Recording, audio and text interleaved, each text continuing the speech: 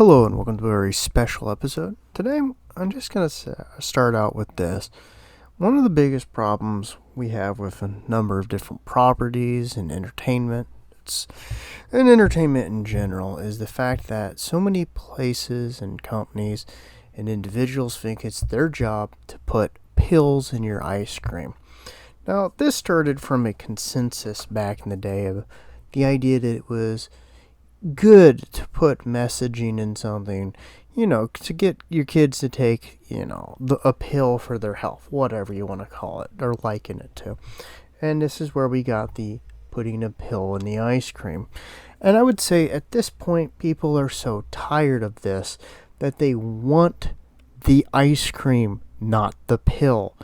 Now, I got this from reading this article where Disney talks about its boy trouble, and not the type from a teenage girl, but the thing I got from it that so many others didn't, and I'm assuming it's probably because they more or less agree with Disney's stance on things, or not, is that it wasn't a declaration that they were going to come after and seek the male audience, which they have forsaken and treated like garbage, was that they were going to do what they always do and seek a new IP to purchase and basically harvest like a new crop. They don't plan on changing anything. And this is a problem many companies face, from Games Workshop to Marvel to DC to you name it. There is a company doing this, and they all do this thing where they talk about the modern audience, the phantom audience, whatever you want to call it. It's always a new group of people for them to go out and seek because they wish to harvest them, because they look at you as a consumer, a pig, a thing to use and then discard. They don't actually respect you as an individual. They don't care about you as an individual, and they don't want to provide you a good product. They have eliminated criticism within their own circles and within their own companies, and they have now gone and effectively created their own echo chambers where they're not interested in being connected with the people who actually make the purchases. They only care about being connected with their cash, and not how best to get that cash, just getting the cash. And this is a thing that bothered me when I saw all the people celebrating this and mocking it and laughing at it. And considering I've gone through so many different companies that have done this to their fan bases, and the thing is, I said, well, this does not say that they're changing. This does not say that they're correcting for where they're going. They're simply saying, we just need to find a new group of people to buy a property that they're interested in and then milk it to death and then move to the next and the next and the next. And you can see this in so many of these properties. And it bothers me because I have always hated the treatment of the customer as not anything more than a commodity, a herd animal, a bit of grain to harvest and use and abuse and then throw away when you don't need it anymore. Now, I'm not saying that the companies need to be sentimental about individuals or whatever, but we have moved from people creating good content that they believe in and has been gone through criticisms and sharpenings and rewrites and all that to effectively the customer's bad because they don't like what I'm presenting them. Can't understand how they don't want my slop water. And it's like, well, I don't like that. I just want water. And they're like, you bigot. That's the problem.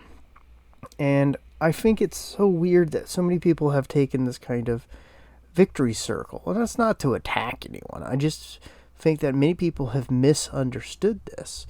If you look at Games Workshop, there's a common conception with people that if they just meet enough failure in the future, that one day they'll turn around and realize what they're doing and do better. And that's not how it works. If you've ever looked at Marvel in the last 20 years, you can see that they've done nothing but move from failure to failure to failure to failure to failure. And they have consistently attacked and belittled and blamed their fan base, their customers.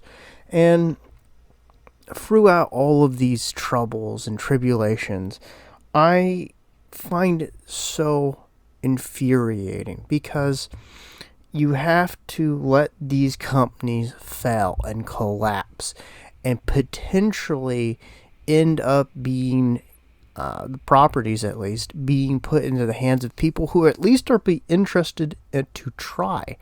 But that is a thing that takes years, if not decades. A good example of this is Flash Gordon. He has a little bit of a renaissance.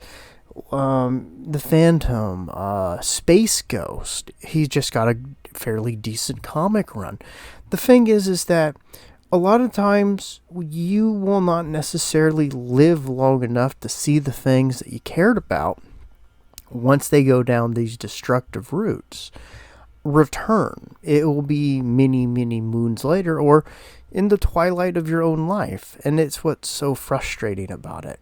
And that's not to belittle or attack or to bring doomsday. It's just to say it is frustrating because most people do not seem to actually realize what's being talked about. Is that Disney, in this case, is just going to continue moving from property to property to property and continuously act like a locust, devouring everything and then leaving. And too many people seem to not get this, or they're too busy being upset that Disney messaged the wrong way for their sensibilities. Oh, it's okay that they were messaging. It's just I don't like the way they did it. Or I agree with the message. I just don't like that they were so forceful about it because it makes me uncomfortable. And some people, they're not looking that deep into it. They're just like, hey, well, screw you, company. You deserve to suffer. And I'm not going to argue with that in that regard.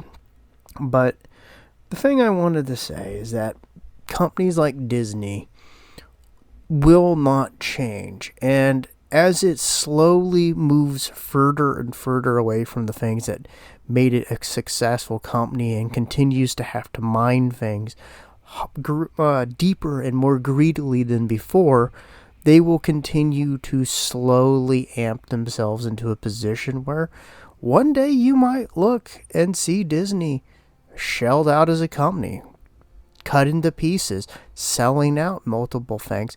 They might end up just a brand name on some other corporation's desk, and their empire vanishes because, and this is something I think is important, we can translate this to Warhammer, Marvel Comics, so on. As Mickey Mouse slowly fades from the minds and considerations of future generations, as they are exposed to him less, a lot of the things that held up Disney, the nostalgia, the old memories of seeing things with your parents, your grandparents, family, those connections, all come down and crash and eventually fade away, and that company then shares that fate with it. So hopefully this at least got you guys to think a little bit on it, and let me know what you guys think. Is it a good thing? A bad thing? Do you think anything will change? Let me know. Bye-bye.